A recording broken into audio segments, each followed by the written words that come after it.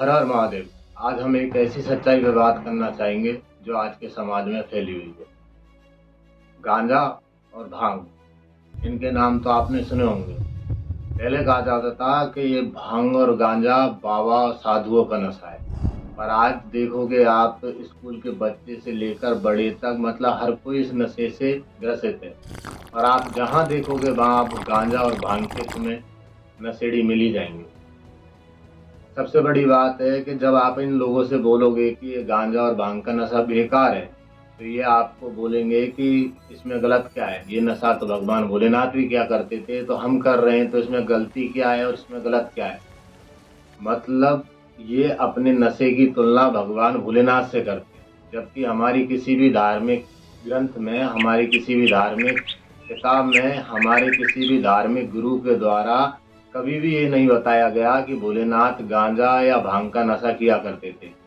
पर आज के लोग अपने नशे की तुलना गान भगवान से इसलिए करते हैं ताकि वो इस नशे को आसानी से कर सके और लीगलाइज करके कर सके, जबकि भगवान ने कभी शायद गांजा या भांग का नशा नहीं किया था, पर लोग तुलना करते हैं। तो आज मैं इस वीडियो में बताऊंगा, अगर तुलना करनी है आपको अपने भगवान से तो बहुत सारी और चीजें उनसे कीजिए।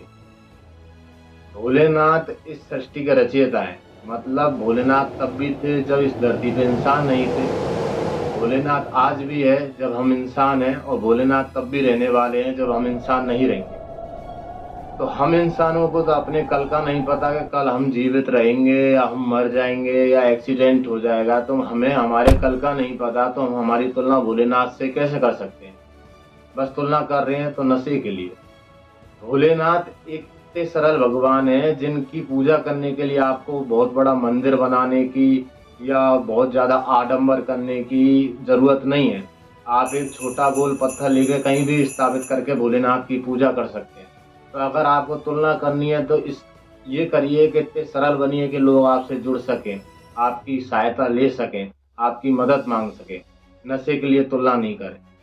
भोलेनाथ राक्षसों के भी देवता हैं और भोलेनाथ देवताओं के भी देवता हैं। भोलेनाथ वन में रहने वाले वनवासियों के भी एक देवता हैं, तो भोलेनाथ महलों में रहने वाले राजा के भी देवता हैं। भोलेनाथ अमीरों के भी देवता हैं और भोलेनाथ गरीबों के भी देवता हैं। तो अगर तुलना करनी है तो भोलेनाथ की समानता से तुलना करिए कि वो सभी के लिए समान है, ना कि नशे के लिए तुलना कीजिए। भोलेनाथ पहले ऐसे भगवान थे जिन्होंने अपने परिवार को एकता के रूप में बांटा। जैसे भगवान कार्तिकेय का वाहन है मोर, भोलेनाथ के गले में रहता है सांप। माता पार्वती का वाहन है शेर, भोलेनाथ का वाहन है नंदी बैल। भोलेनाथ के गले में रहता है सांप और गणेश जी का वाहन है चूहा। ये सारे जीव जंतु एक दूसरे के दुश्मन है, मतलब ये एक दूसरे का शिकार करते हैं, पर भोलेनाथ के साथ रहने से ये सभी लोग प्रेम से रहते हैं। तो भोलेनाथ से तुलना करनी है तो ऐसे करिए कि परिवार को एकता में कैसे रखा जा सकता है, परिवार को हंसी खुशी कैसे रहा जा सकता है, ना कि नशे की तुलना कीजिए। भोलेनाथ ने अपने लिए पहली बार कोई चीज बनवाई। जब भोलेनाथ की शादी हुई तो सभी ने उनसे बोला था कि अब आपकी शादी हो चुकी है तो आप पहाड़ों में रहते हो, गुफाओं में रहते हो, पर अब ऐसा नहीं चलेगा, आप भी अपने लिए एक घर बनवाइए। तो भोलेनाथ ने अपने लिए सोने की लंका बनवाई थी, पर जिस दिन उसकी पूजा होनी थी उसी दिन रावण ने उनसे उनकी लंका मांग ली। तो भोलेनाथ ने बिना सोचे समझे वो लंका किसको दान कर दी? रावण को।